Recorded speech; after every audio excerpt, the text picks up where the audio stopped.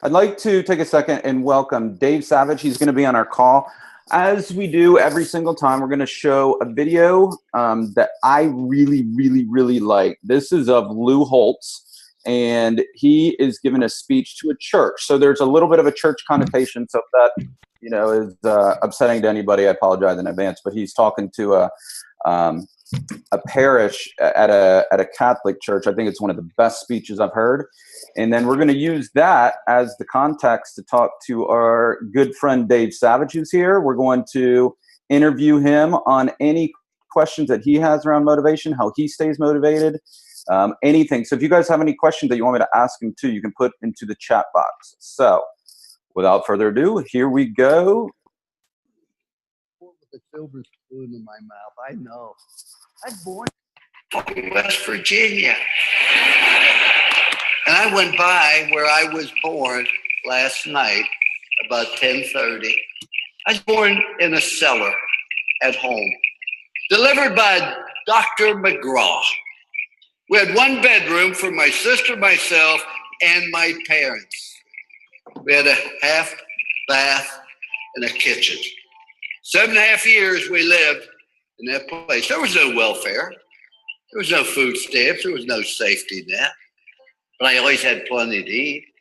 Because every time I asked for seconds, my dad would say, no, you had plenty.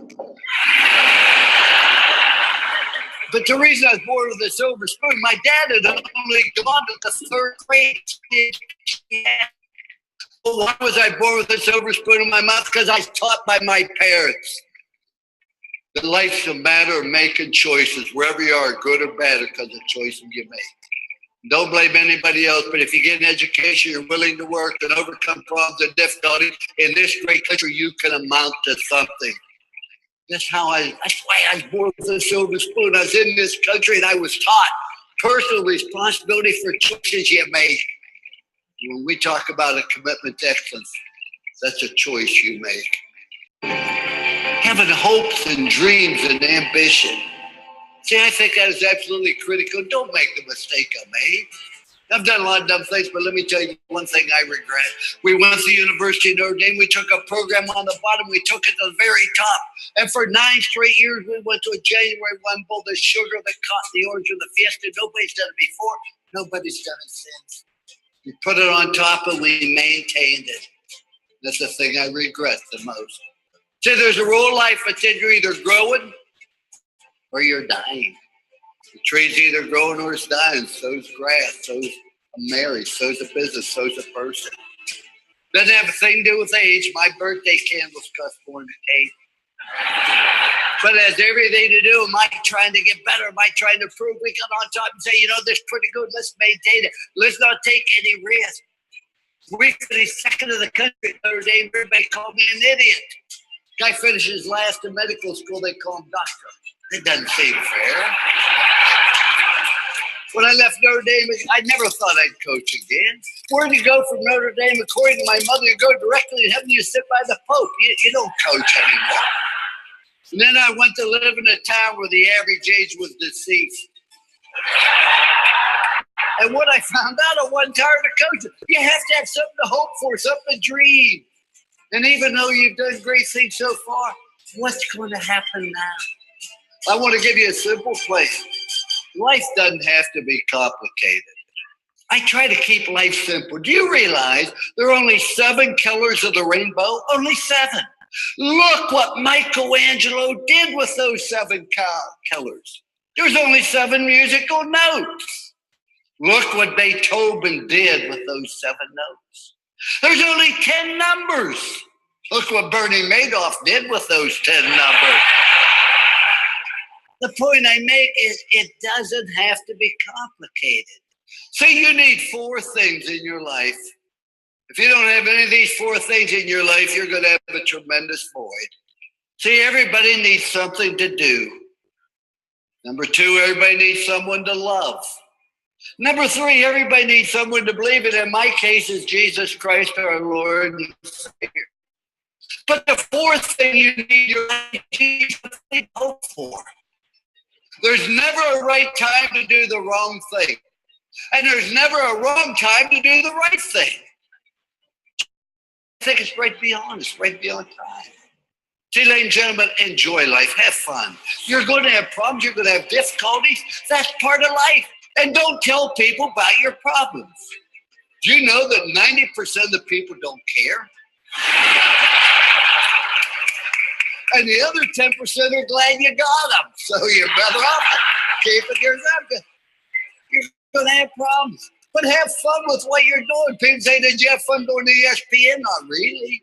If you have fun being here, people have fun. That doesn't mean I don't do dumb things.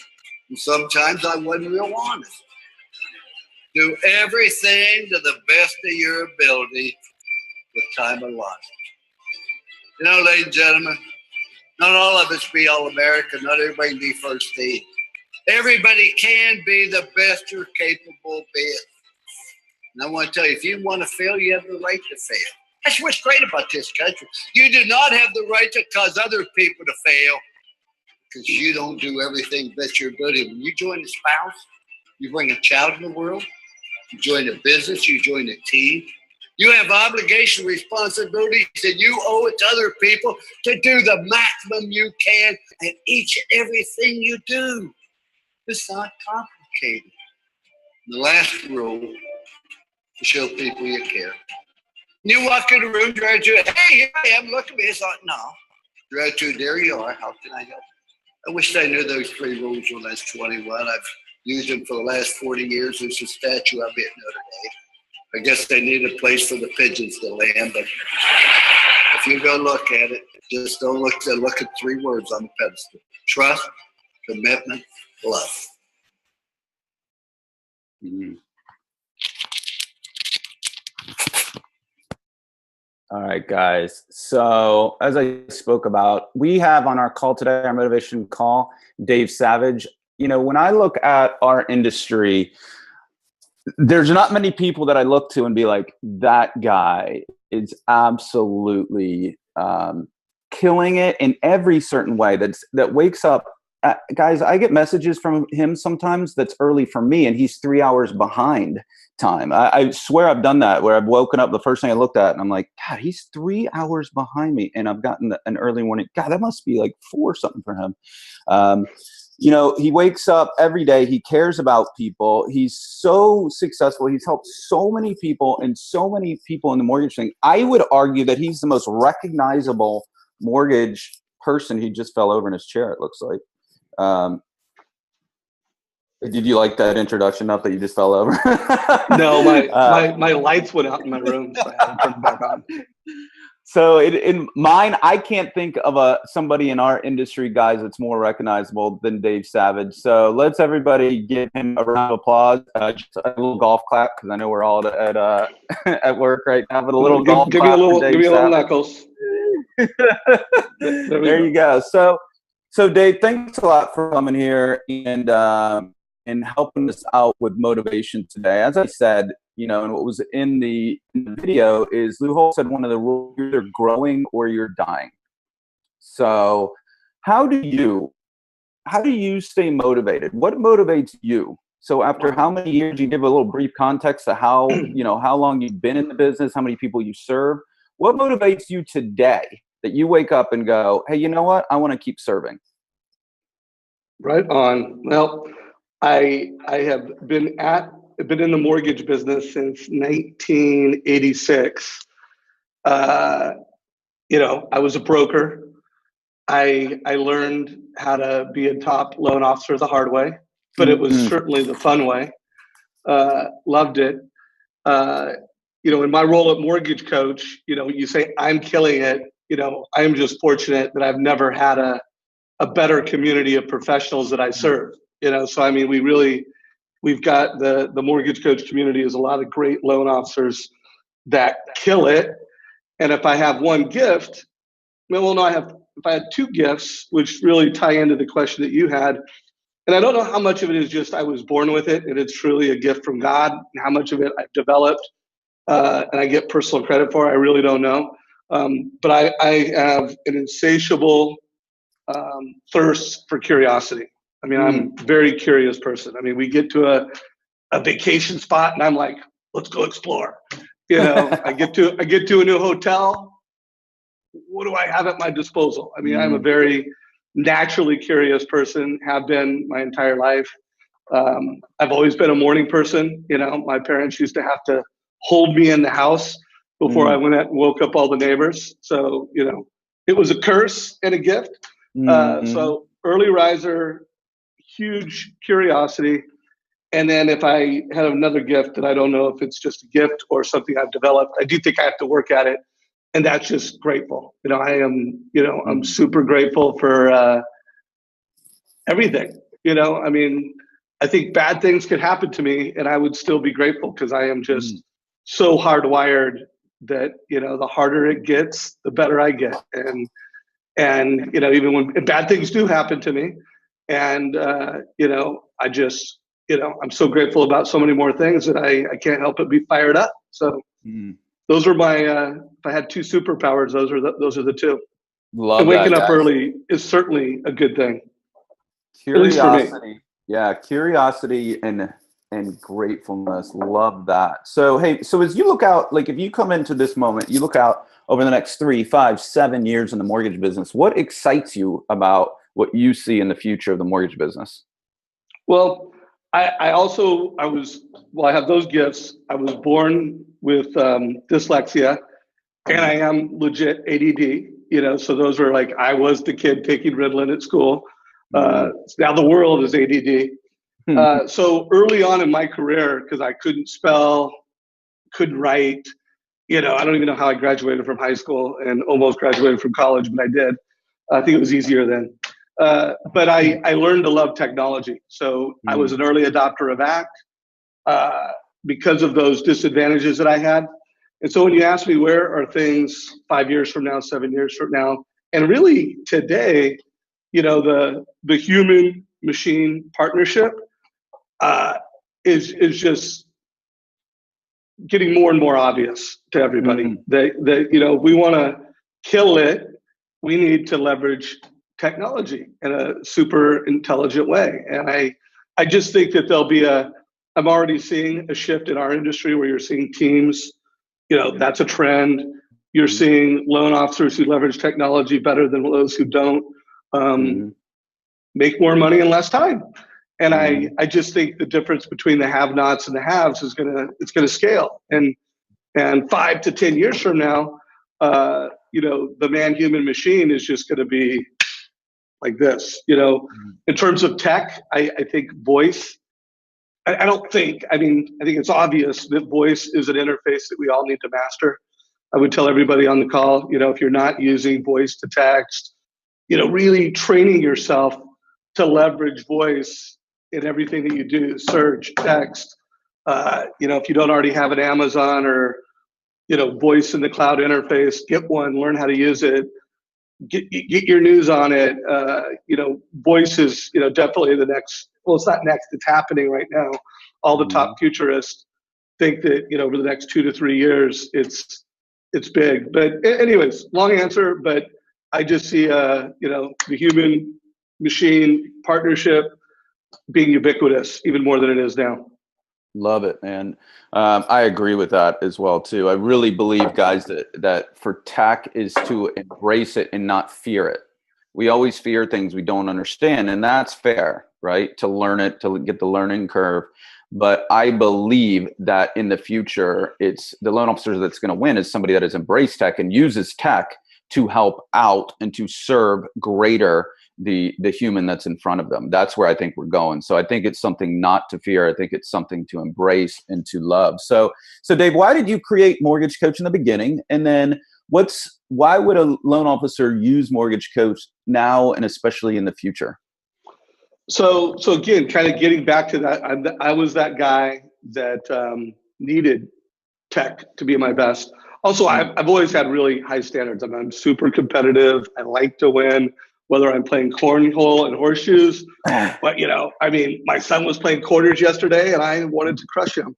You know, so I always want to play at the highest level. By the way, it was with water. But I was making sure that if he ever was in a situation, he's a sophomore in high school, I wanted to make sure that he'd win more than he lost. So I was just, you know, teaching him how to win.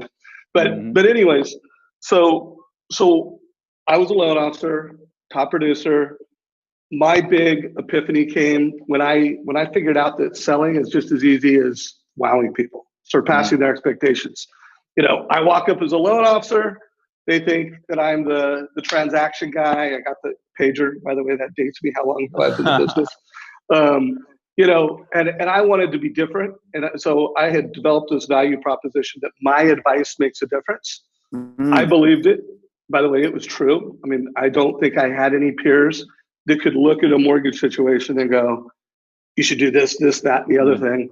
And I had developed the total cost analysis on an Excel spreadsheet. And I wanted to be able to tell someone that and show them that so that I could build trust and credibility in 5 minutes or less. I mean, that was the game I was playing. How could I meet with a CPA, financial planner, a realtor and go, hey, my advice makes a difference. Average LOs do this, I do this. And just, they trust me and I'm an authority. And by the way, I was pretty young, so I really needed a crutch to have the credibility because, you know, I came out of Huntington Beach in the punk rock era. I think I might have looked like a punk rocker. And so, you know, I was 27 years old and I'm like meeting with, you know, I was the youngest guy, youngest guy. So I needed an edge. So that I developed Mortgage Coach as my competitive edge. And then I was a speaker at Sales Mastery because I had a good story. I think the year before I had done 55 million in production. By the way, that was in 1997. So by the way, Sales Mastery this week is the 20th anniversary of Mortgage Coach. Wow. Because I went on stage, I told my story, I talked about my competitive edge, this total cost analysis thing. And I said, if anybody wants to buy it, follow me. I'll be backstage and I'll be taking credit cards. And I sold 107 or 117 or 112, I don't know, over 107 mortgage coaches for $995. And that was the birth of Mortgage Coach. You know, I started with $100 and some odd $1,000, had to give Todd Duncan a vig and, you know, pay his Apple gratuity. And that was how we started Mortgage Coach. That is so cool, man. So right now, when you know, what's interesting is I look at our clients, I did a poll and I show you that poll. The majority of clients use Mortgage Coach right now, but we had some people that do not. So for the people that do not, what would you tell them? Are you hearing me right now? My internet connection's showing off. Yeah, no, I hear you, bro. I heard you. Okay, you garbled for a second, but you're good. So for the people that don't have it, and guys, we're going to talk to the people that don't have it first, and then we're going to talk to the people that do have it. So the people that don't have it, what would be the why? Why would they do that? Why would they change what they're doing right now from whatever their presentation is? Why would they use it now and more importantly in the future? Well, I'm going to answer this question as though really I'm speaking to both. The only person who doesn't really need to listen to what I'm going to say right now is the one who already gives 90% or more of their clients a total cost analysis. You're good. You know, you could join me in what I'm going to say now. But anybody who either has Mortgage Coach and just like pulls it out like as a Swiss Army knife for the rate shopper, or anybody that's not even on the team, I just say that like when you look at what a Mortgage Coach analysis is versus a fee worksheet, it's different. I mean, it's better. And I would just make the case that you don't have a perfect loan process if you are not delivering a total cost analysis to 90% or more of your borrowers. You may have a great process. You may have a winning process, but you don't have a perfect loan process because the total cost analysis is the highest and best way to serve a family. And it is the ultimate competitive advantage in the sales process. So why should you do it? Again, assuming you look at it and go, that's better than what I'm doing. It looks better. If I got good at it, I'd be more efficient. Like if you look at it and you go, I believe I could get good at it and be more efficient. I think it would be better for the family.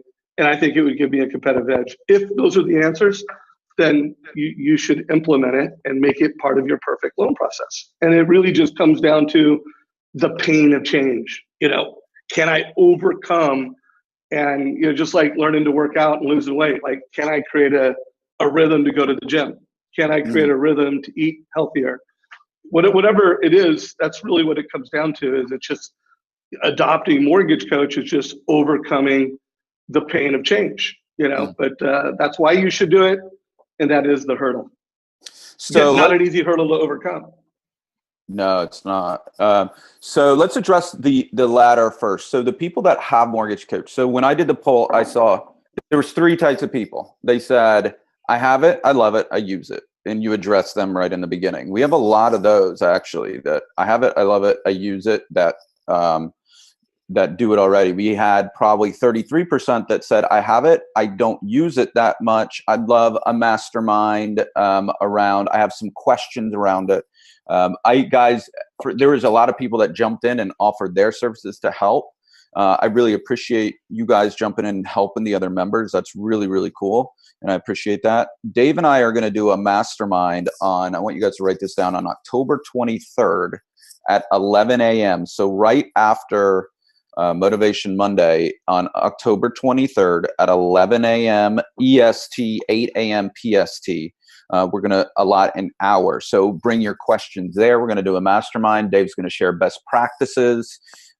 Any question that you have. So if you're a Mortgage Coach user, he's throwing in his hat in the ring and saying, I want to make you guys great. I want to help you guys out. There's no question that's off limits for that. So on October 23rd at 11 a.m., he's going to be available. I'll be on that call too. We'll do it right here on my Zoom link. And Dave Savage he just put a link in there so that you can sign up for that mastermind right there. It's only going to be for our clients.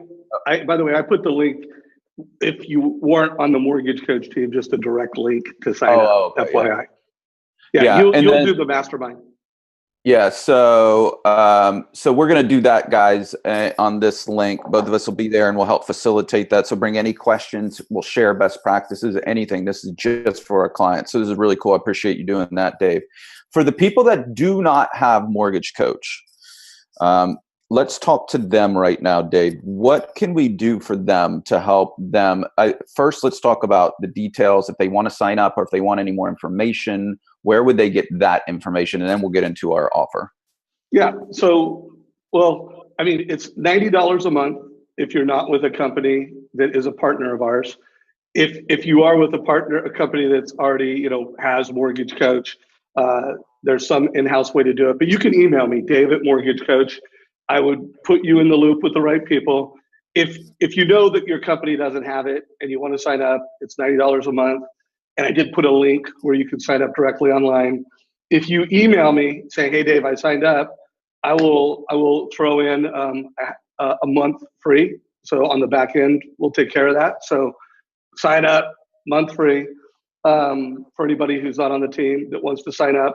And then as I told Derek, I am super committed to helping Derek and his crew have the maximum success with our team. So I'm going to do some, specific masterminds with you guys. This is one, and then I'm willing to do more. I'll leave it to Derek to schedule that.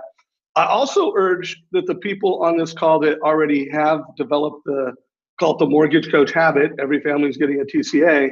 I think anytime you have an accountability partner to get through the pain of change, it helps. And then I also want to mention to everybody that we have live training every single day of the week. So, and we have a Friday mastermind. So you could go to our calendar at mortgagecoach.com, and we have a calendar of all of our training events, and just remind people that, like every Thursday at 9:00, we've got a trainer on that call. It's always just a Q&A session. You can show up and we can get you over any hurdle that you're having. So I'm going to do that training with Derek. Those are the details. Anything else? No, that's it. I appreciate you doing that, man. That's really cool. This is just for our clients too. He does not normally give discounts unless he's in a partnership with somebody. So I really, really appreciate that. Well, we don't ever do discounts even then, but Derek, you're putting so much behind it and helping so much. Super appreciate it. Yeah. So, and guys, let me tell you what I want to do. So this is what I want to do for anybody that does sign up. We'll put a hard limit on it this week, Dave, if that's cool. So if you guys, by close of business on Friday, if you guys sign up for Mortgage Coach by close of business Friday, Our company is also going to donate $100 to this charity that I'm going to show you really quickly. This is a charity that's near and dear to my family's heart. It's a special needs charity in Jamaica. We went there this July, my entire family. And then I'm sure you won't be surprised, but then they said, hey, you know what? Can you help us out with, getting money for this and the video? So Dave, I produced this video. I did this one on my iPhone, and we were just talking about video the other day, Dave. And so I'm going to show you guys the video that I did for this right here. So anybody that signs up within this week, our company is also going to donate $100 in your behalf to them too. So let me show you guys this video. Thank you. If you can't see this, let me know. Sure. Yeah, we see it. Full screen. Got it. Children. Let me start it over. In developing countries, children with special needs are the most vulnerable in the world. Imagine a place where you don't know if you will have water today.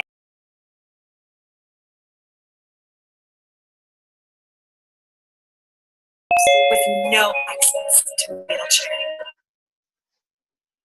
Not being able to talk and having no way to communicate that you're in pain. Imagine spending every day and every night lying on a mat or in bed. Imagine being with no access to the care, medicine, and education you desperately need. Imagine that society has completely forgotten you. Now, imagine that you can change this. With your help today, we can provide water, food, medical care, education, and most love. Thank you.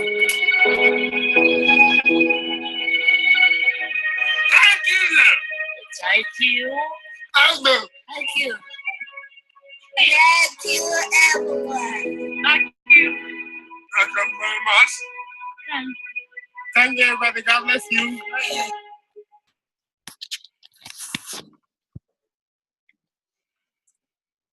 So that gets me every single time I watch it. All right, Dave, thank you so much for being here, bro. I really appreciate you. I appreciate all the help. I appreciate your service to the mortgage industry. Guys, you guys have a fantastic Monday. I'll talk to each and every one of you guys soon. Have a great day.